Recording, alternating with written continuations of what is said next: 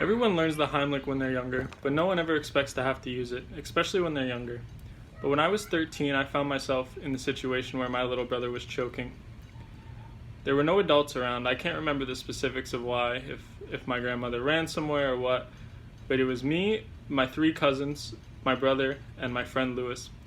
We were all just hanging out, laughing, having a good time, telling jokes, normal kid things, when I realized my brother was showing the signs of choking. He had the red face, the hand over the mouth. He wasn't coughing, he wasn't making noise. He was just trying to get air. As everyone in the room realized, they got scared, quiet. They didn't know what to do. I mean, we were kids. I was the oldest in the room at 13 years old, and the youngest in the room, my cousin Alyssa, was around 7. My brother at the time was 9. So it really fell on me to be responsible enough to understand the situation and to help him out because, like I said, I'm not exactly sure where my grandmother was, but she wasn't in the room. She maybe wasn't in the house. I'm not exactly sure, but it was all on me. And, I remembered about the Heimlich, so I got behind my brother and I started doing the technique as I had learned it. And it's funny because in the movies and things, you see when people get the Heimlich, a lot of the times, whatever's in their throat, usually it's food, it shoots out when they get the Heimlich, and that actually happens in real life. And when I was giving my brother the Heimlich, it only took, 2 or 3 pumps, I guess you'd call it. And what he was chewing on was a cotton ball. And it shot right out just like in the movies.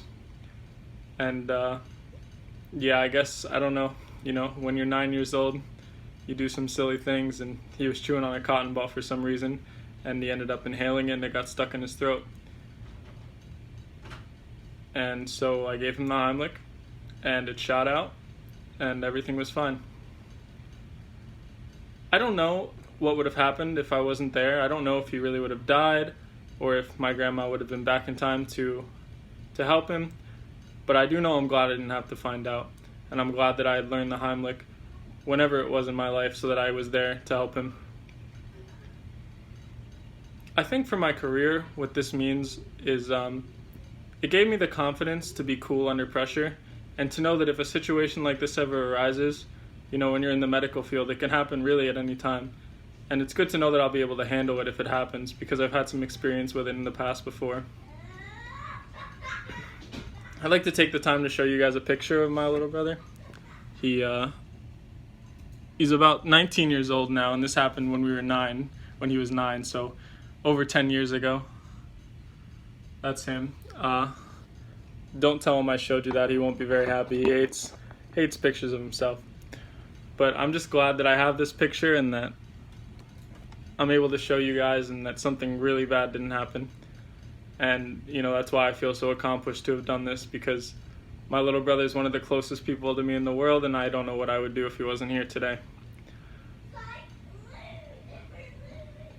So yeah, I know everyone learns the Heimlich and everyone knows about it when they're younger, but if you haven't, I would love for you guys to take the time to show your kids or to remind your kids about the Heimlich, because like I said at the beginning, people don't expect to have to use it, but sometimes you do, and if they don't know, then they won't be able to.